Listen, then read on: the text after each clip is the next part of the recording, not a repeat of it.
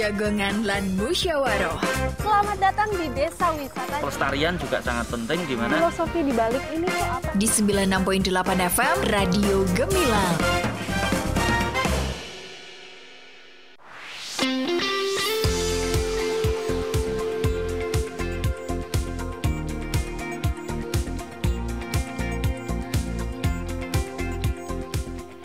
Sembilan 96.8 FM LPPL Radio Gemilang, jendela musik dan informasi. Hai, selamat siang sahabat Gemilang, apa kabar?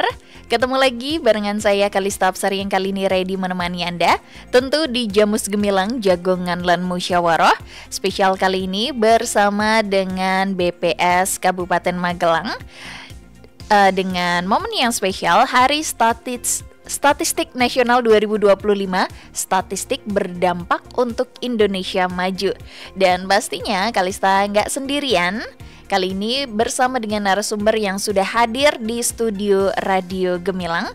Langsung aja kita sapa narasumber yang sudah hadir. Kali ini ada Bapak Kus Haryono, SST MSI, Kepala BPS Kabupaten Magelang. Selamat siang Bapak. Selamat siang Mbak Kalista. Apa kabar Pak? Alhamdulillah baik, sehat selalu. Oke, ini Kalista manggilnya Bapak Kus atau Bapak Haryono ya Pak ya? Pak Kus aja. Oke, siap. Biar singkat ya. Oke. Sebelahnya ada Bapak Ahmad Taufik SST MM maksud Kalista, ada statistisi ahli muda BPS Kabupaten Magelang. Selamat siang Bapak Ahmad Taufik. Selamat siang Mbak Kalista. Kabar baik Bapak? Alhamdulillah baik sekali. Oke, ini manggilnya apa nih? Pak Taufik. Ahmad atau Pak Taufik? Taufik. Oke, Pak Taufik. Bang Opik sih. Oke, Bang Opik. Kalau di kantor Pak Pek gitu. Oh, Pak Opik gitu ya. Oke, dan sahabat Gemilang, kami akan menemani Anda selama 1 jam ke depan membahas topik yang menarik di Hari Statistik Nasional 2025 ini dengan tema statistik berdampak untuk Indonesia maju. Dan angka-angka statistik ini ternyata punya peran besar loh dalam menentukan arah pembangunan. Dan hari ini kita akan membahas itu semua. Oke, sahabat Gemilang, buat yang pengen gabung, Kalista buka kesempatan di line WA 081578689668. Dan juga Anda bisa simak siaran kali ini di live streaming di gemilangfm.id ataupun di beritamagelang.id. Dan nanti Anda juga bisa simak di YouTube Gemilang FM Official. Langsung aja kita mulai nih. Bapak Kus, mungkin bisa dijelaskan apa itu sebenarnya indikator statistik? Monggo Bapak. Ya, terima kasih Mbak Kalista. Jadi mungkin sebelum menjelaskan indikator statistik, ini di kesempatan yang berbahagia ini, selamat pagi menjelang siang kepada seluruh pendengar Radio Gemilang yang berbahagia. Izinkan saya Kus Haryono dari BPS Kabupaten Magelang menyampaikan ini kegiatan hari ini dalam rangka juga masih dalam satu rangkaian dengan kegiatan Hari Statistik Nasional Mbak Kalista, yang kita peringati setiap tahunnya di tanggal 26 September ya. Jadi 26 September menjadi momentum bagi BPS dan juga masyarakat statistik pada umumnya memperingati Hari Statistik Nasional dengan tema di tahun ini adalah statistik berdampak untuk Indonesia maju. Ya, jadi statistik berdampak Indonesia maju. Mungkin sedikit cerita ini Mbak Kalista terkait dengan BPS ya. Jadi BPS itu sebenarnya sejarahnya kantor statistik sudah cukup lama ya. Di masa sebelum kolonial, jadi masa di zaman Belanda itu sudah ada Central Kantor for the Statistics sebenarnya. Jadi di sana digunakan kantor statistik itu untuk mengumpulkan data-data kependudukan yang digunakan untuk bea, cukai dan pajak gitu ya. Terus kemudian ini di tahun sekitar 1920 dulu kantornya pertama di Bogor, kemudian berpindah ke Jakarta ya, menjadi Central Kantor for the Statistic ya. Terus kemudian selama pemerintahan zaman Hindia Belanda, kemudian berkembang di zaman pemerintahan Jepang ya, pada saat Sekutu kalah tahun 42 itu kemudian diambil alih oleh Jepang. menjadi kantor statistiknya Jepang, digunakan untuk keperluan militer. Nah, jadi keperluan militer. Terus kemudian berjalannya waktu, kita Indonesia merdeka, kemudian di tahun 1960, ini momentum di tanggal 26 September keluarlah undang-undang terkait dengan statistik yang pertama kali yang produk dari Republik Indonesia. Kalau sebelumnya itu produk dari zaman Hindia Belanda, dari zaman Jepang, lah kemudian di tanggal 26 September tahun 1960 keluarlah undang-undang statistik yang memang produk dari pemerintahan Republik Indonesia. Jadi momentum itulah yang kemudian dijadikan sebagai Hari Statistik Nasional tanggal 26 September.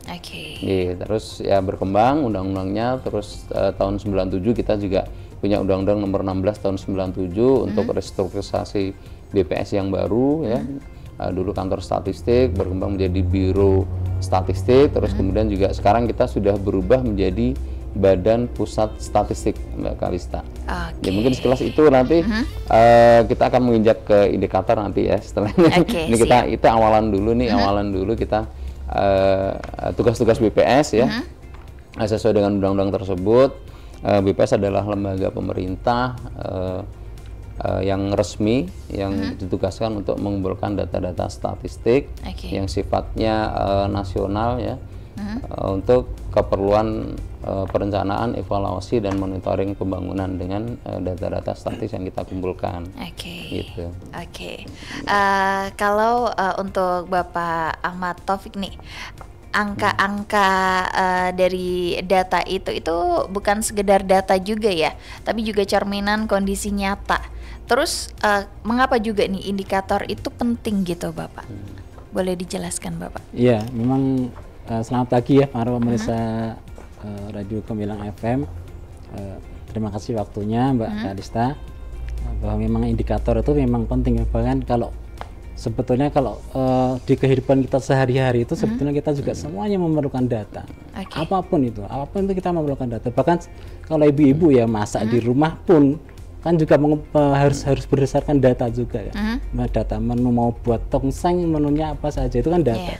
Sehingga semua itu ketika dikumpulkan itu menjadi sebuah indikator. Karena misalnya indikator ekonomi, katakan misalkan ada PDRB ya, atau ada PDB, produk domestik bruto atau produk domestik regional bruto kalau untuk provinsi dan kabupaten. Itu nanti untuk mengukur pertumbuhan ekonomi, sehingga ketika pertumbuhan ekonomi itu nanti diukur itu perkembangan ataupun kemajuan ada di masyarakat Indonesia, spesialnya di Kabupaten Magelang barangkali ya, itu bisa terukur berapa persen pertumbuhan ekonomi di Kabupaten Magelang, seperti itu Mbak. Kalau di BPS Kabupaten Magelang itu sensusnya apa aja sih Pak? Monggo. Bagus atau monggo? Iya Mbak, terima kasih Mbak Kalista. Jadi tadi pertama sudah kita sampaikan ya terkait dengan kegiatan BPS, jadi Badan Pusat Statistik, lembaga resmi pemerintah yang ditugaskan untuk melakukan data-data statistik lah. Ini data-data itu bisa dikumpulkan dengan berbagai cara. Jadi ada sensus, itu kita pendataan ke seluruh objek sensus kita, ke seluruh, kalau misalnya sensus penduduk itu berarti kepada seluruh penduduk nanti di data. Kita juga ada survei namanya. Kita juga ada kompilasi data statistik ya, kompilasi dari produk-produk administrasi, dari data-data sekunder yang kita kumpulkan dari instansi lain mungkin. Nah, terus kemudian dari sensus untuk BPS itu ada 3 kegiatan sensus besar. Jadi sensus pendataan itu ada 3. Yang pertama sensus penduduk, ya, kemudian ada sensus pertanian, ada juga sensus ekonomi. Lah kita bermain di warna Mbak Kalista. Jadi kalau sensus penduduk itu warnanya biru, biasanya lambangnya biru. Jadi BPS itu B itu biru, P-nya nanti warna hijau, S-nya warna oranye. Jadi kalau biru itu melambangkan sensus penduduk. Itu kita melaksanakan kegiatan sensus di tahun yang berakhiran dengan angka 0. Jadi kalau sensus penduduk itu sudah kita laksanakan dari tahun 1930 di zaman Belanda, terus kemudian di zaman NKRI itu tahun 1961, tahun 70, 80, 90, 2000, yang terakhir ini adalah kemarin 2020. Terus kemudian sensus pertanian itu kegiatan pendataan kepada seluruh usaha penduduk yang ada kegiatan-kegiatan usaha pertanian ya, sensus pertanian itu dilaksanakan di tahun yang berakhiran dengan angka 3. Jadi dulu kita ada sensus pertanian tahun 73, 90, 83, 93, 2003, 2013, terakhir kemarin kita melaksanakan sensus pertanian di tahun 2023. Nah, jadi setiap 10 tahun sekali Mbak ini sensusnya. Terus kemudian sensus ekonomi yang besok ini tahun 2026 kita akan kembali melaksanakan sensus ekonomi, itu kita laksanakan di tahun yang berakhiran dengan angka 6. Ya, jadi ya. 2026 ya Pak ya? Iya, jadi kemarin terakhir itu kita 2016. Ya, 2016, 2006, terus 96, 86. Jadi pokoknya yang berakhiran dengan angka 6 kita melaksanakan kegiatan sensus ekonomi. Itu lambangnya warna oranye. Kalau sensus pertanian warna hijau karena pertanian ya, melambangkan apa namanya daun-daunan yang warna hijau. Jadi sensus pertanian warna hijau. Kalau sensus ekonomi oranye, karena oranye itu biasanya kan melambangkan apa ya, keceriaan ya, melambangkan kemakmuran gitu kan. Jadi warna oranye gitu kita ambil sebagai lambang untuk sensus ekonomi gitu. Bisa dijelaskan nggak Pak lebih dalam tentang sensus ekonomi 2026 ini? Kan ini mau besok nih Pak, tahun besok ya. Iya, jadi ini sudah yang kesekian kali kita melaksanakan rencana nanti tahun 2026 ada sensus ekonomi. Ya nanti mungkin detail Mas Bang Opik juga akan menjelaskan ya. Jadi kita sudah melaksanakan berbagai persiapan Mbak Kalista. Jadi sensus ekonomi itu kita laksanakan nanti untuk memotret kegiatan ekonomi yang ada di wilayah Indonesia. Jadi seluruh wilayah Indonesia nanti akan melakukan pendataan terkait dengan kegiatan-kegiatan ekonomi di luar kegiatan di sektor pertanian. Karena kalau sektor pertanian tadi kan sudah ada sensus pertanian. Jadi kegiatan-kegiatan di ada industri, mungkin ada konstruksi, ada jasa-jasa, ada pariwisata, ada perhotelan, ada perdagangan, ya, macam-macam nanti akan kita data di tahun 2026 itu. Kita kumpulkan informasinya, karakteristik usahanya, ya segala macam. Itu persiapan sudah kita lakukan jauh-jauh hari ya, dari tahun sebelumnya. Ini 2025, kemarin 2024 sudah kita persiapan. Nah, di tahun ini kita persiapannya adalah kita ada kegiatan pemetaan wilayah kerja statistik dan pemutakhiran geospasial. Jadi kita sebelum melaksanakan kegiatan sensus, biasanya 10 tahun sekali, itu diawali dengan kita memetakan dulu wilayah tugas statistik nanti yang akan dilakukan pendataan di tahun berikutnya di 2026 gitu ya. Jadi kita mengidentifikasi wilayah tugas kita, terjadi perubahan nggak selama 10 tahun itu ya, terus kemudian muatan usahanya, jadi perkiraan muatan usaha itu nanti berguna untuk alokasi petugas di tahun 2026 ya. Kita tahu kan nanti jumlah usaha di taruhlah di Kabupaten Magelang ada berapa usaha misalnya, terus kemudian terkonsentrasi di setiap RT misalnya gitu, dan muatan per RT berapa, lah nanti kita bisa menghitung untuk alokasi petugas kita, ada berapa petugas yang harus kita rekrut, kemudian berapa instruktur harus kita rekrut dengan sekian petugas, kemudian untuk tempat pelatihannya kita siapkan lokasinya di mana, berapa kelas, seperti itu nanti termasuk nanti untuk otomatis kan ke anggaran ya, jadi anggaran itu.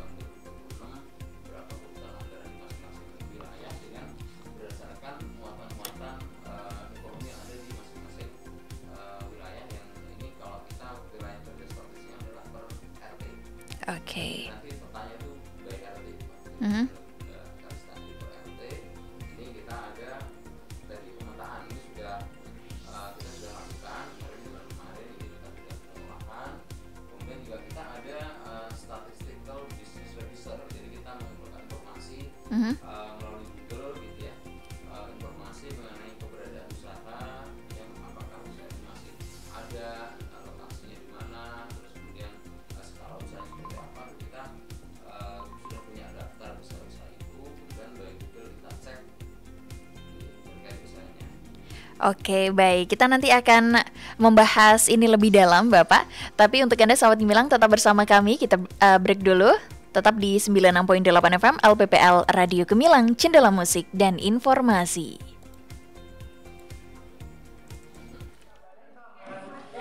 Laras, aku dapat undangan digital bentuk file APK di grup WA. Lihat nih. Coba mana lihat? Salsa, itu kayaknya bukan undangan deh. Lihat aja filenya. Kok aneh gitu? Jangan dibuka deh.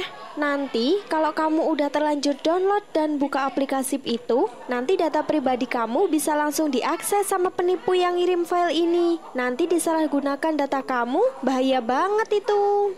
Ih, serem banget ya kejahatan cyber zaman sekarang. Nah, makanya zaman sekarang tuh banyak aplikasi digital hingga web yang kita gunakan itu menyimpan data pribadi kita, mulai nama, alamat, nomor handphone, sampai nomor rekening. Itulah mengapa kita harus menumbuhkan kesadaran untuk melindungi data pribadi dengan membuat kata sandi yang kuat, terutama pada aplikasi sosial media dan perbankan.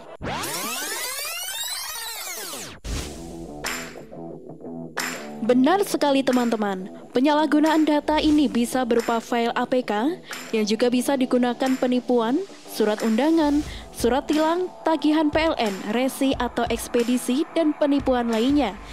Jadi, lindungi data pribadi kalian dengan aktifkan autentikasi 2 faktor, hindari mengeklik link yang tidak dikenal, perbarui perangkat lunak secara berkala, hapus data yang tidak perlu, gunakan kata sandi yang kuat dan unik.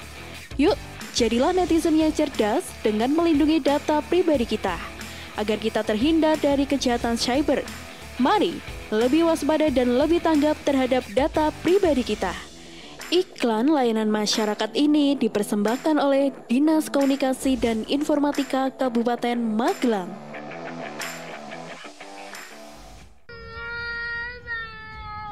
Loh, Bu Ani, itu Randy nangis kok didiemin toh? Biarin aja Mbak, wong anaknya ngeyel dari tadi main bola di teras, dibilangin susah, yo tak cewer. Gini loh Bu, hati-hati berbuat kasar terhadap anak. Pemerintah dalam Undang-Undang 17 tahun 2016 sudah mengatur bahwa ada penambahan hukuman bagi pelaku kejahatan pada anak. Di antaranya pidana mati, pidana seumur hidup, serta pidana berupa pengumuman identitas pelaku. Nah, kita sebagai orang tua wajib memenuhi hak perlindungan anak, hak mendapat hidup layak, hak pendidikan, makanan yang bergizi, sehingga mereka akan menjadi generasi penerus bangsa yang mampu berperan dalam memajukan bangsa kita ini. Iya juga ya Mbak, tapi saya tuh gemes, dilarang kok ngeyel. Bu, anak-anak tidak bisa kalau cuma dilarang tanpa diberi alasan serta pengertian tentang resikonya. Misal, nanti bolanya bisa kena kaca, terus pecah dan sebagainya. Oke lah Mbak kalau begitu, makasih ya Mbak infonya. Kabupaten Magelang Layak Anak. Iklan layanan masyarakat ini dipersembahkan oleh Dinas Komunikasi dan Informatika Kabupaten Magelang.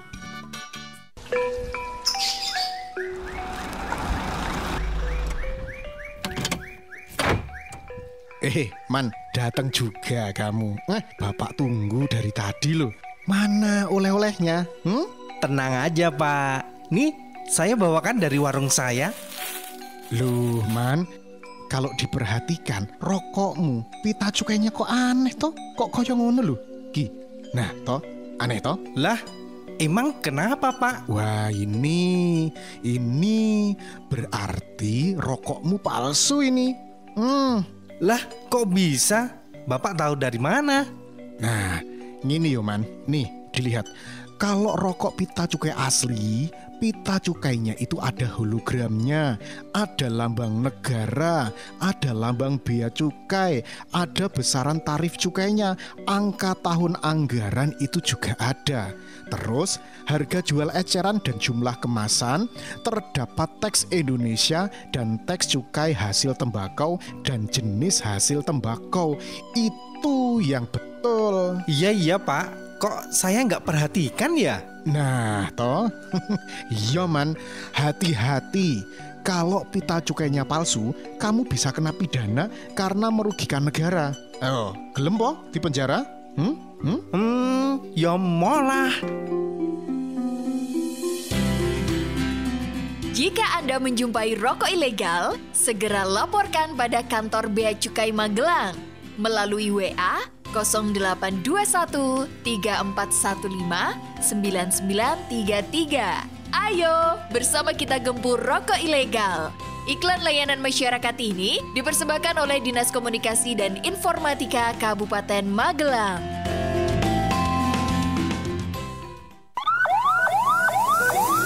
Butuh ambulan untuk keadaan gawat darurat? Telepon aja ke 112. Bila terjadi keadaan gawat darurat seperti kebakaran, kecelakaan, tindak kriminal, terorisme, KDRT, pohon tumbang, kesalahan konstruksi yang mengakibatkan terganggunya aktivitas masyarakat, hubungi 112 untuk mendapatkan bantuan. Adanya hewan buas dan berbisa, bencana, serta keadaan gawat darurat lainnya, segera hubungi 112. Call Center 112 Kabupaten Magelang, siaga 24 jam dan gratis. Call Center 112 dapat diakses oleh semua operator tanpa menggunakan kode wilayah 0293. Iklan layanan masyarakat ini dipersembahkan oleh Dinas Komunikasi dan Informatika Kabupaten Magelang.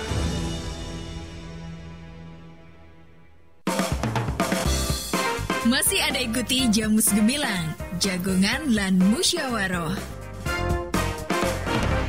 Di 96.8 FM LPPL Radio Gemilang. Radio Gemilang.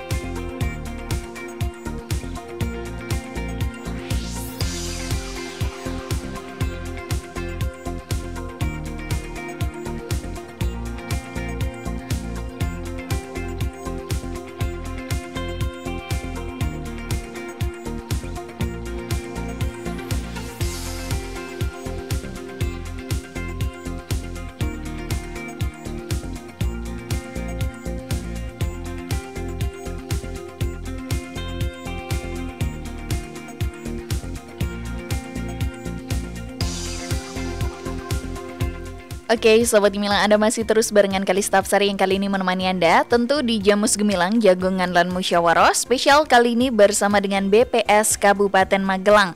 Dan tentu Kalista masih dengan narasumber yang sudah hadir di studio Radio Gemilang kali ini.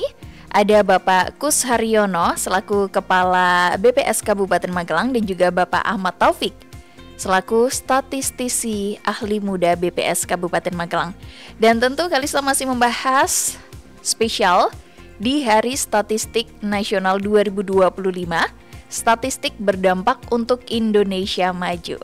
Oke, tadi hampir kehilangan sebentar ya Pak ya, Pak Kus. Terkait dengan sensus ekonomi 2026.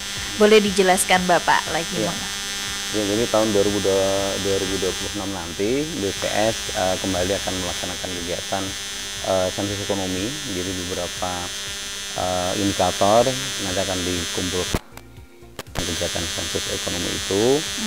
Bagaimana karakteristik usaha, bagaimana proses produksi dilakukan, biaya produksinya, terus kemudian pendapatan, pengeluaran dan lain-lain nanti akan kita laksanakan kegiatan sensus di tahun 2026 itu. Okay.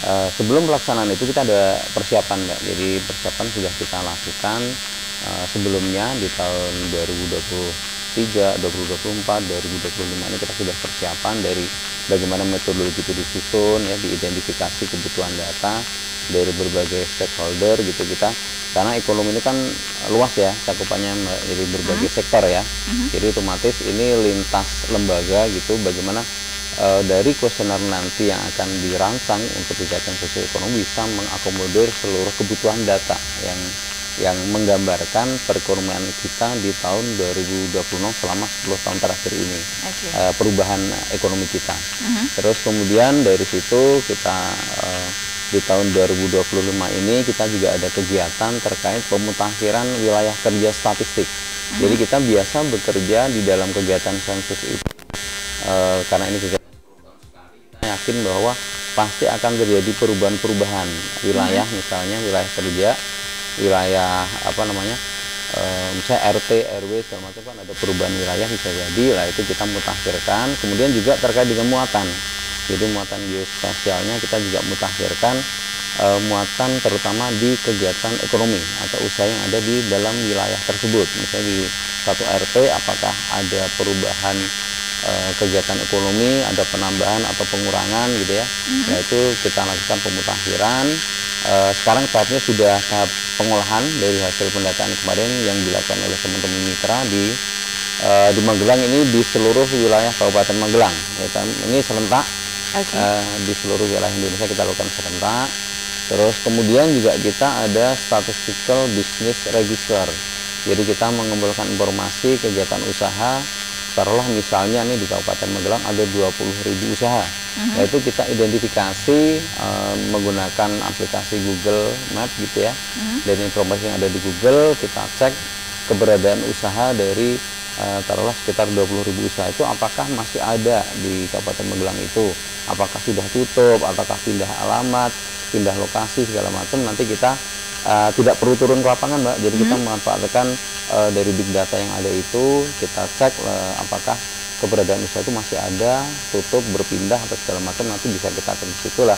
Itu semua nanti kita gunakan, salah satunya nanti kita gunakan di tahun 2026 untuk alokasi petugas gitu. Alokasi petugasnya, kebutuhan petugas berapa, terus kemudian instrukturnya ada berapa, kemudian juga terkait dengan pelatihan, kita biasanya di hotel, di tempat-tempat pelatihan, nah kita harus menyiapkan berapa lokasi untuk tempat pelatihan segala macam. Yang paling utama adalah bagaimana memperkirakan usaha di setiap wilayah itu. Jadi harapannya adalah setiap petugas nanti mendapatkan alokasi tugas yang hampir sama. Jadi tidak ada nanti satu petugas kegiatan yang muatan ekonominya banyak banget, tapi di satu wilayah nanti sedikit banget gitu, Mbak. Jadi kalau di pasar-pasar itu nanti akan kita bagi-bagi, Mbak. Jadi di pasar-pasar itu nggak mungkin satu orang akan bertugas di pasar A, sementara yang lain cuma tugas di di wilayah yang tidak ada pasarnya misalnya gitu. Nah itu nanti kita akan identifikasi agar beban setiap petugas itu sama. Mungkin itu. Oke. Kalau untuk Bapak Taufik nih bisa dijelaskan nih target dari sensus ekonomi 2025 ini. Dan pastinya ini memiliki tantangan tersendiri kan, di mana negara kita tuh geografisnya beragam. Bagaimana juga BPS ini mengatasi tantangan itu dan juga menjaga kualitas data ini sendiri. Monggo Bapak.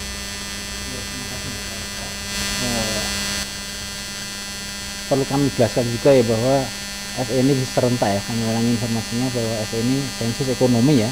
Sensus ekonomi ini serentak dilaksanakan di seluruh wilayah Indonesia dengan berbagai macam kondisi geografis, kondisi sosial juga yang ini merupakan tantangan, karena tidak sedikit juga Mbak yang di wilayah Indonesia itu yang secara sosial itu, secara kewilayahan ya itu harus ada upaya khusus untuk masuk ke wilayah tersebut. Karena misalnya kalau di sini salah satu contohnya itu Akmil ya, Akmil itu kan nggak sembarang-barang tuh melaksanakan pendataan di Akmil, itu harus ada izin dari gubernur Akmil, katakan seperti itu.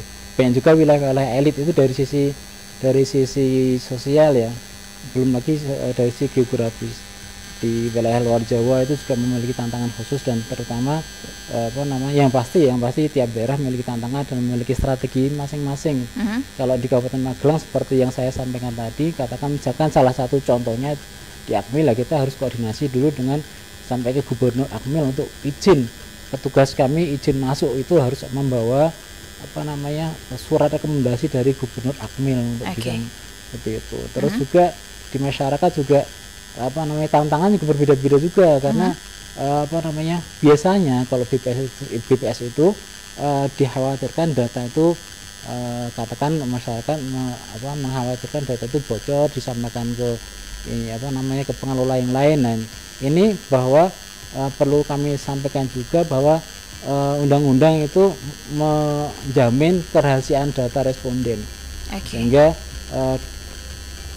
data yang diberikan oleh responden kepada BPS itu dirahasiakan. BPS melakukan dosa ya ketika misalnya memberikan data ke pihak yang lain, data individu tersebut, sehingga BPS itu nanti mengeluarkan data dalam bentuk agregat, dalam bentuk indikator seperti itu, Mbak. Ya. Kalau menurut dari Bapakku sendiri, tantangannya seperti apa, Bapak? Eranya sudah sudah terjadi perubahan yang cukup besar ya dari 10 tahun terakhir ini kan. Bagaimana kita bertransformasi ke era digital. Ya, banyak usaha-usaha yang sekarang sifatnya kan digital ya, Mbak ya. Kita nggak bisa ngelihat dia usahanya apa, tapi ternyata dia bermain di dunia maya, ya kan. Jadi usaha-usaha yang dia lakukan jual belinya online misalnya. Nah, itu juga nanti menjadi tantangan tersendiri bagi kita. Makanya ini tahun ini kita identifikasi. Jadi yang tadi sudah kita lakukan untuk pemutahiran wilayah kerja statistik dan muatan geospasial itu salah satunya adalah kita menyasar kegiatan e-commerce gitu. Jadi kegiatan ekonomi yang realnya sebenarnya seolah nganggur gitu ya. Tapi sementara ternyata omsetnya sangat luar biasa besar karena dia bermain di wilayah online. Nah, itu nanti juga kita sasar karena ternyata memang terjadi perubahan yang signifikan. Bagaimana juga pembayaran sekarang sudah tidak cash gitu ya, sudah melalui kris, sudah melalui e-mobile, e-banking segala macam lah. Itu nanti akan kita potret ya. Pasti akan terjadi perubahan pola ekonomi dibanding 10 tahun yang lalu bisa jadi ya. Ini nanti juga tentunya menjadi tantangan tersendiri bagi teman-teman karena kalau nanti misalnya teman nggak jeli itu menanyakan ya, selalu dia kan ngakunya nggak kerja gitu ya, tapi sementara dia bermain di sana gitu, nggak nampak kan di luar, nggak nampak. Nah, ini yang tentunya menjadi tantangan tersendiri. Terus kemudian juga bagaimana karena ini nanti cakupannya sangat luas, kegiatan ekonomi itu kan sektornya banyak ya, dari perhotelan, dari industri, dari konstruksi, dari jasa-jasa, dari perdagangnya ada yang warung-warung kecil, warung kaki lima, segala macam harus kita data ini, Mbak. Jadi nanti kondisi-kondisi warung-warung yang kalau pas lagi siang ini nggak ada, tetapi ternyata malam dia buka warung kan. Nah, itu berarti petugas kita nanti juga akan bertugas di malam hari juga bisa jadi gitu, karena di siang hari nampaknya nggak ada usaha di situ, tetapi begitu malam ada gitulah. Kita jaring di rumah nggak nampak dia ada usaha kan, ternyata dia pada saat malam dia buka warung kucingan segala macam lah itu. Jadi kita menyasar dari seluruh kegiatan usaha, Mbak. Jadi memang cakupannya sangat luas lah, itu tentu menjadi tantangan tersendiri. Nanti di dalam perekrutan petugas pun kita juga sudah ada mekanisme tersendiri bahwa petugas nanti kita rekrut dari teman-teman sudah mendaftar nanti di mitra.bps.go.id gitu, dan ini kita buka biasanya transparansi untuk perekrutan petugas dengan spesifikasi tertentu pasti, dari sisi pendidikan, dari sisi usia, mungkin nanti juga spek HP bisa jadi kita ada syarat tertentu lah, itu kita buka untuk umum, dan kita nanti akan ada seleksi untuk perekrutan petugas itu untuk menjamin bahwa petugas yang kita rekrut nanti pada saat dilakukan pelatihan bisa menerima konsep, definisi dan materi yang nanti disampaikan oleh para instruktur gitu. Oke, Bapak, kalau lini masa kegiatan Sensus Ekonomi 2026 ini seperti apa, Bapak? Jadi untuk kegiatan di Sensus Ekonomi 2026 ini jadi tahapan-tahapannya ya. Terkait dengan tahapannya ini nanti di tahun ini kita sudah mengidentifikasi dulu seluruh kegiatan usaha di seluruh wilayah Indonesia.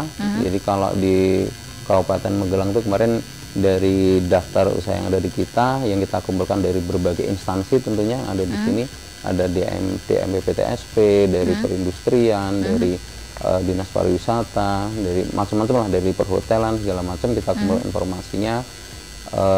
Ada sekitar 20.000 yang sedang kita identifikasi. Nah, itu nanti tentu ini hanya sebagian kecil. Misalnya kan kita juga ada kegiatan lain juga yang tujuannya adalah mengidentifikasi kegiatan usaha yang nanti tahapannya adalah di tahun 2002. Ini kita sedang sosialisasi dulu. Tahun ini kita sosialisasi. Jadi hari ini ini momentum Mbak kita untuk sekalian memperingati Hari Statistik Nasional.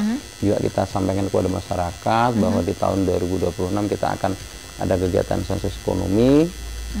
Kemudian tahapannya tentu nanti di akhir tahun biasanya kita ada perekrutan petugas ya yang akan daftar, nanti kita buka di portal kita di sobat ya di mitra.bps.go.id nanti teman-teman bisa mendaftar di sana untuk menjadi petugas sensus ekonomi tahun 2026.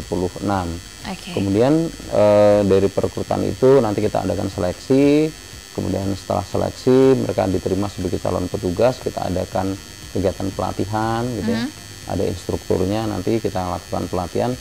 Perkiraan mungkin sekitar 2000 lebih Mbak petugas kita, kebutuhan petugas di tahun untuk 2020. Kabupaten Magelang ya, sendiri? Hanya untuk Kabupaten Magelang. Ya, jadi sekitar 2000 lebih lah, 2000 petugas. Biasanya kalau kegiatan sensus yang sensus itu, baik itu sensus penduduk, sensus pertanian maupun sensus ekonomi, itu rata-rata petugasnya kalau di Magelang ya sekitar itu, sekitar 1.500 sampai 2.000 lebih gitu. Iya, itu jadi kita lakukan pelatihan, setelah itu pendataan ya. Setelah pendataan nanti data itu akan kita olah, dan baru nanti kita sajikan di tahun 2026 itu. Nanti prosesnya panjang sih Mbak, proses dari kegiatan sensus itu panjang karena untuk mendapatkan data yang berkualitas, data yang sesuai dengan kondisi lapangan itu prosesnya sangat panjang. Nanti akan kita sampaikan bagaimana BPS melaksanakan seluruh kegiatan statistik. Ada ini namanya Generic Statistical Business Process Model Mbak. Iya, kita mengacu kepada manual dari UN gitu, United Nations gitu. Baik. Pak, ini terbuka untuk umum ya? Pendaftarannya? Untuk petugas sensus itu? Iya, untuk umum. Sekali lagi bisa di mana Bapak? Di mitra.bps.go.id ya. Iya. Tapi nanti ada masanya Mbak, ada waktunya Mbak. Nanti, ini belum kita buka. Tahun ini kan kita sudah merekrut untuk yang kegiatan di tahun ini. Jadi untuk kegiatan tahun 2026 biasanya kita rekrut di akhir tahun nanti. Siap. Pantau terus November Desember pantau ya. Untuk masyarakat di Kabupaten Magelang ya. Kita tuh banyak petugas kita, ada yang mahasiswa, ada yang baru lulus, ada yang ibu-ibu PKK, ada yang kader-kader dari BKKBN itu kader KB itu kan. Ada juga yang dari Karang Taruna, macam-macam. Siap.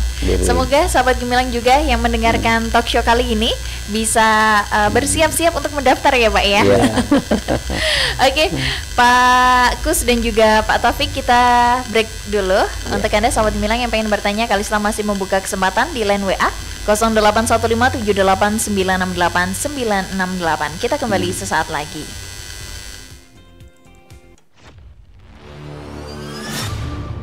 Selamat, nomor PIN Anda beruntung.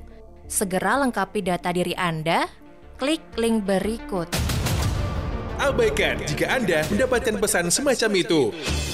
Internet memudahkan kita mengetahui dan mendapatkan banyak hal, dari hiburan, informasi, hingga segala aktivitas yang menunjang gaya hidup. Tapi, kemudahan itu justru membawa celah untuk tindak kejahatan. Untuk menjaga data pribadi agar aman, hindari tautan atau situs yang mencurigakan. Cek kredibilitas website. Jangan membagikan foto KTP Anda ke pihak yang tidak bertanggung jawab. Hindari mengumbar data pribadi Anda ke media sosial. Biasakan untuk membaca syarat dan ketentuan dari setiap aplikasi yang digunakan, serta buat password yang kuat dan unik. Pastikan untuk selalu menjaga kerahasiaan data pribadi Anda, karena kebocoran data pribadi berpotensi digunakan untuk tindak kejahatan, terutama perbankan. Cermat, kritis, dan lindungi data pribadi Anda. Iklan layanan masyarakat ini dipersembahkan oleh Dinas Komunikasi dan Informatika Kabupaten Magelang.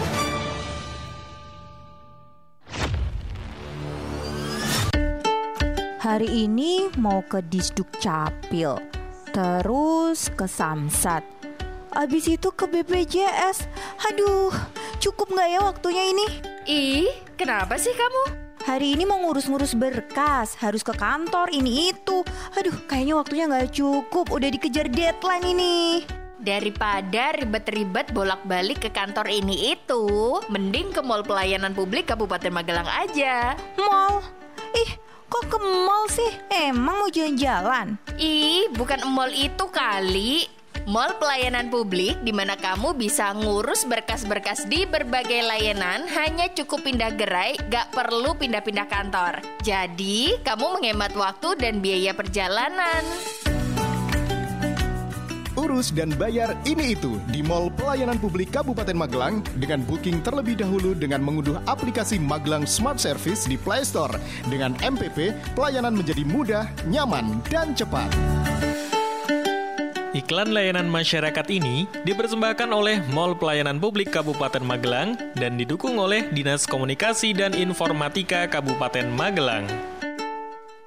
Aktivitas Gunung Merapi di perbatasan Jawa Tengah. Dok, lihat nih Dok, Gunung Merapi erupsi. Ada apa sih, Bu? Lihat nih loh videonya. Ya ampun, Bu. Ini tuh video editan AI. Editan gimana? Ini loh dikirim di grup ibu-ibu. Ini itu video editan AI, Bu. Nih loh, kalau videonya dilihat secara cermat, orang-orang yang lari itu kelihatan aneh. Oh iya ya? Iya kan? Nih, aku cari berita terbaru, Gunung Merapi aman-aman aja. Makanya, Bu, jangan asal percaya aja. Kita harus cek sumbernya dulu. AI atau Artificial Intelligence bisa membuat gambar dan video seolah-olah nyata hanya dengan diedit melalui komputer. Teknologi ini sering disalahgunakan untuk menyebarkan berita palsu. Jadi, jangan mudah percaya dengan konten yang kita terima, apalagi kalau sumbernya tidak jelas. Selalu cek fakta, cari berita dari media resmi, dan jangan asal bagikan. Ingat, bijak bermedia itu keren. Iklan layanan masyarakat ini dipersembahkan oleh LPPL Radio Gemilang, Jendela Musik dan Informasi. Aduh, Yong, Bu. Ya ampun, Bapak nggak apa-apa? Dok, sini Dok. Iya Bu, ya ampun, Bapak kenapa? Bapakmu jatuh Dok. Dang telepon ambulans cepet ya. Iya Bu. Bapak bangun Pak. Kok lama banget Dok? Dang telepon ambulans cepetan. Sabar Bu, saya search Google nomor telepon ambulans deket-deket sini dulu ya. Yalah, lemot banget toh kamu Dok. Iki darurat. Ngapain nyari Google? Langsung telepon call center 112 aja. Oh, iya Bu.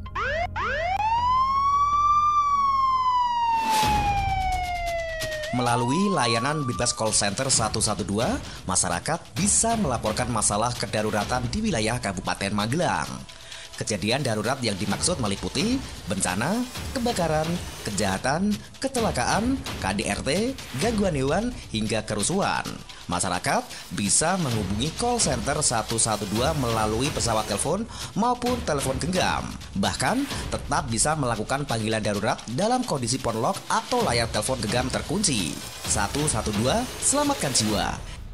Iklan layanan masyarakat ini dipersembahkan oleh 96.8 FM LPPL Radio Gemilang, Jendela Musik dan Informasi. Aduh, Duk, kok omahe reget banget ki piye? Engko nek putuku kena stunting piye nek omahe reget ngene iki? Lah, napa hubungane stunting kali omah reget, Bu? Anak-anak ki rentan kena penyakit, Duk. Apa meneh nek lingkungane reget bisa kena stunting. Dadi kudu ati-ati. Walah, ngoten, Bu. Nggih, kula resik sakniki. Stunting adalah gangguan tumbuh kembang anak yang disebabkan kekurangan asupan gizi, terserang infeksi maupun sanitasi yang tak memadai. Mari cegah stunting dengan memenuhi kebutuhan gizi sejak hamil, memberi ASI eksklusif sampai bayi berusia 6 bulan dengan didampingi empasi sehat, selalu pantau tumbuh kembang anak dan menjaga kebersihan diri serta lingkungan sekitar. Iklan layanan masyarakat ini dipersembahkan oleh Dinas Komunikasi dan Informatika Kabupaten Magelang. Masih ada ikuti Jamus Gemilang, Jagongan lan Musyawaroh. Di 96.8 FM LPPL Radio Gemilang. Radio Gemilang.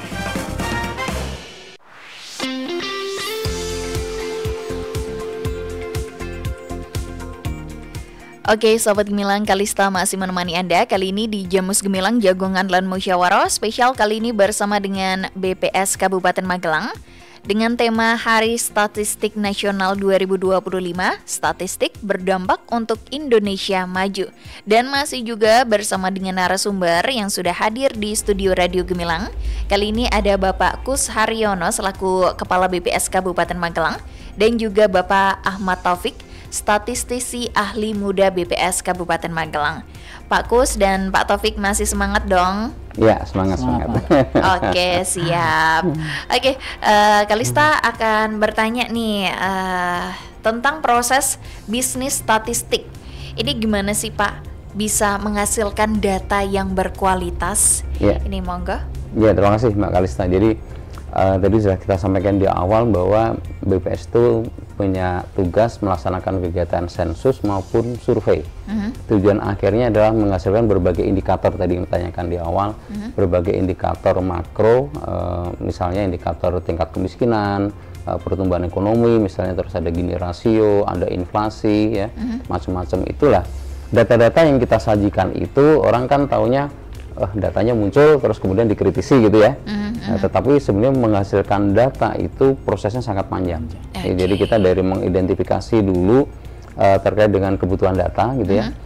Data apa sih yang diinginkan? Tentunya karena BPS adalah lembaga statistik pemerintah, jadi National Statistic Office gitu. Informasi itu nanti dari pemerintah, berbagai lembaga dia butuh data apa? Apa yang mau disampaikan dari data yang akan kita hasilkan nanti, setelah itu kita identifikasi di kebutuhan data. Kemudian setelah itu kita dapat datanya ini nih yang mau kita sajikan misalnya gitu. Kemudian kita mendesain, ya kita desain kuesionernya seperti apa. Terus kalau memang harus pakai perangkat aplikasi, kita desain aplikasinya seperti apa. Terus kemudian juga terkait dengan penjaminan kualitas, ada quality gate namanya. Gerbang kualitas itu kita di dalam setiap tahapan ada instrumen untuk penjaminan kualitas. Nanti kita desain juga di sana. Terus setelah didesain kita bangun. Ya dibangun tentunya kan desain tok kalau belum diwujudkan kan belum ini ya Mbak, belum bisa dimanfaatkan. Jadi kita bangun kuesionernya seperti apa, aplikasinya, kemudian quality gate-nya atau penjaminan kualitasnya gitu kita bangun. Terus kemudian tibalah kita saatnya pada saat pengumpulan data. Nah, pengumpulan data itu kita nanti butuh petugas-petugas yang sebelumnya sudah kita rekrut dulu, kita latih, kemudian mereka bertugas untuk mengkolek data ya. Data itu dikumpulkan. Kemudian setelah data terkumpul ada prosesnya untuk menjamin kualitas data di lapangan tadi, bahwa di dalam setiap tahapan tadi kita sampaikan ada quality gate-nya, ada gerbang kualitasnya, bagaimana proses pendataan dilakukan, nanti ada penjaminan kualitas, bagaimana ada supervisi, ada pengawasan gitu ya, bahwa data yang diberikan oleh masyarakat informasinya sudah sesuai, terus kemudian pendataannya dilakukan dengan cara yang benar gitu, wawancara langsung kepada masyarakat. Terus kemudian kita lakukan proses pengolahannya. Kita olah data itu dalam bentuk tabel-tabel ya. Kemudian setelah diolah, kemudian kita analisis. Kita lakukan analisa terkait dengan apakah terjadi anomali datanya, konsistensi datanya seperti apa. Kita bandingkan dengan data-data tahun sebelumnya, fenomena yang ada di masyarakat seperti apa datanya lah. Itu kita coba analisa, nanti melibatkan berbagai pihak. Terus kemudian setelah kita yakinkan bahwa data itu siap untuk kita rilis, kemudian kita diseminasikan. Jadi kita publish kepada masyarakat, kita rilis namanya, kita sajikan di berbagai media yang ada di BPS, ada websitenya, kita ada kalau di Magelang ada magelangcup.bps.go.id, dan kita juga ada sarana IG kita juga ada ya. Terus kemudian juga ada sarana-sarana lain yang kita gunakan untuk mempublish data kita. Terus kemudian tentunya setelah data dipublish kan dipakai oleh masyarakat ya. Nah nanti pasti akan ada evaluasi terkait dengan data-data yang sudah disajikan. Gunanya nanti untuk ke depan pada saat ada kegiatan survei atau ini kita sudah punya nih dari evaluasi masyarakat, data yang disajikan, ternyata mungkin ada hal yang mungkin perlu diakomodir untuk kegiatan di tahun berikutnya. Pendataannya mungkin evaluasi kita banyak mungkin yang masyarakat belum memberikan informasi secara benar, mungkin ada kendala-kendala di lapangan, ada bencana segala macam sehingga nggak bisa terjangkau lokasinya lah. Itu nanti dari hasil evaluasi data itu nanti untuk kita ke depan perbaikan dari proses bisnis kita gitu, untuk meningkatkan lagi upaya kita agar kita bisa mendapatkan data yang benar-benar terjamin kualitasnya, dan kalau data itu berkualitas adalah harapannya itu menjadi berdampak dari seperti tema kita ya, bahwa statistik berdampak untuk Indonesia maju. Jadi data yang berkualitas harapannya ke depan ini datanya berdampak dan memberikan makna bagi proses pembangunan yang ada di suatu wilayah dengan berbasis kepada data yang kita hasilkan gitu. Gitu, Mbak. By the way Bapak, jadwal pendataan SE 2026 ini kapan sih? Boleh Pak mungkin Taufik? Iya Mbak Karisa, terima kasih. Untuk jadwal pelaksanaan sensus ekonomi 2026 ini sebenarnya ada 2 tahapan ya. Tahapan pertama itu namanya pengisian mandiri ya.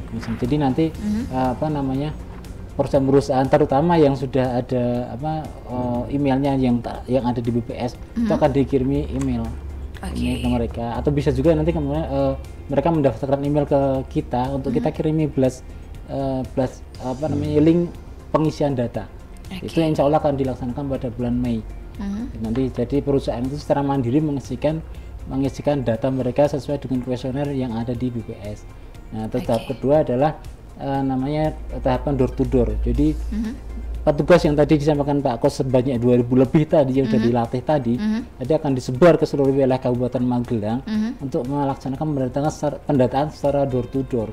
Jadi setiap petugas nanti seluruh seluruh wilayah dialokasi tugas mereka itu mereka harus secara detail, secara satu persatu harus mereka datangi, mereka lakukan wawancara secara langsung. Gitu. Nah, yang tadi juga sampaikan bahwa wawancara ada kemungkinan besar nanti pakai namanya mode CAPI ya. Jadi mereka pakai HP, diwawancari melalui HP. Jadi bukan kuesioner lagi seperti itu. Bukan pakai kertas lagi ya seperti zaman dahulu ya Pak ya. Efisiensi mengikuti perkembangan zaman Pak ya. Lebih ekonomis ya, lebih efisiensi ya. Kalau kan itu pakai handphone Pak, pasti pakai membutuhkan data juga. Pakai data. Pakai data. Pakai data. Nah itu kalau misal tempatnya itu terkendala, sinyalnya nggak ada, itu seperti apa Bapak? Ya, jadi wawancara lewat HP tadi itu sebenarnya bisa disimpan dulu di HP. Jadi dia nggak secara online terus-menerus enggak. Jadi yang online itu hanya ketika dia download aplikasinya, sedangkan nanti ketika wawancara itu nggak online, wawancara offline. Jadi disimpan di HP dia. Nanti setelah disimpan, ketika dia ada sinyal lagi baru dikirimkan seperti itu. Siap. Memudahkan untuk petugasnya ya Bapak ya. Dan juga efisien tadi ya. Jadi biaya pengolahannya nanti tidak itu langsung tersambung ke server Mbak. Jadi data itu langsung ke server. Jadi memang bisa offline pada saat wawancara. Nanti misal pakai data habis nih, atau mungkin sinyalnya susah, dan nanti mungkin pas turun ke bawah dia bisa online lagi kan, data itu bisa dikirim ke server kita. Gitu. Baik. Untuk harapan dari SE 2026 ini apa Bapak? Monggo dari Bapak. Jadi secara umum mungkin ya harapannya kepada masyarakat adalah seperti biasa sih kalau kita melakukan kegiatan pendataan. Sekali lagi ini salah satu cara kita juga di hari ini. Terima kasih dari Gemilang FM, Radio Gemilang, bahwa kita bisa sedikit melakukan literasi lah kepada masyarakat terkait dengan arti pentingnya data. Jadi jika data yang diberikan oleh terkait dengan kualitas data tuh salah satunya adalah dari masyarakat sendiri. Pada saat masyarakat memberikan data yang sebenarnya sesuai dengan kondisi yang ada gitu ya, otomatis itu sudah nyelengi Mbak secara penjaminan kualitas kita, bahwa penjaminan pertama kita dari responden tentunya. Kalau responden datanya benar, sesuai dengan kondisi yang ekonominya mereka, misalnya kegiatan usahanya mereka nanti ya di tahun 2026, mereka punya usaha apa, nanti disampaikan kendalanya apa, prospek usaha seperti apa, bagaimana struktur biaya-biayanya, kemudian bagaimana pendapatannya, disampaikan semua. Itu tentu bagi pemerintah akan sangat memudahkan untuk nanti kebijakan pembangunannya lebih tepat gitu kan. Jadi nyelengi kualitas lah. Di samping juga dari pewawancara ya kan. Wawancara juga nanti kita bekali dengan konsep definisinya, bagaimana tata cara berwawancara, sesuai dengan SOP ya seperti itu. Jadi harapannya kepada masyarakat ya kita dukung bersama untuk pengumpulan data di sensus ekonomi tahun 2026, karena kita tahu bahwa terjadi perubahan yang sangat luar biasa 10 tahun ini. Pemerintah perlu ya data-data yang terbarukan, data-data yang terupdate mengenai kondisi ekonomi Indonesia saat ini. Gitu. Jadi tahun 2026 kita kumpulkan, harapannya bahwa data-data itu ya memang menggambarkan bagaimana kondisi perekonomian kita. Kemarin kita terakhir kita rilis ya data pertumbuhan ekonomi kita, Mbak, 5,12 ya, 5,12% pertumbuhan ekonomi kita.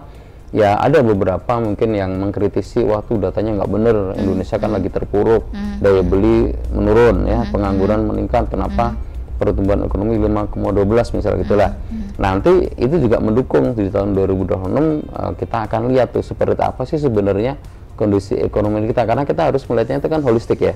Kita nggak bisa melihat parsial gitu. Jadi kita bisa jadi di satu sisi kita turun, tetapi di sisi lain ada peningkatan yang signifikan tadi terkait dengan yang e-commerce misalnya.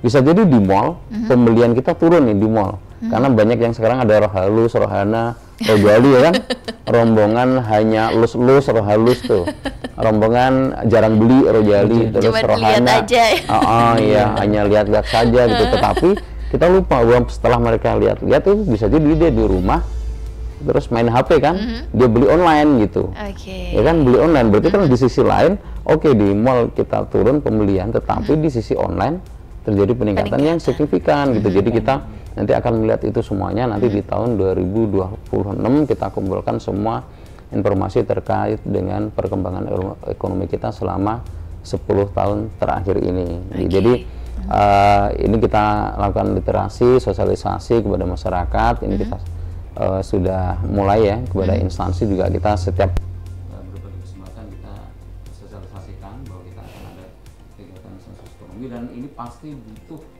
dukungan dari semua pihak, Mbak Kalista. Tidak hanya masyarakat tapi juga tentu pemerintah daerah ya. Terus tentunya ya para pengusaha ya, karena ini juga kepada para mitra kita juga nanti ya. Jadi kolaborasi dengan semua pihak agar data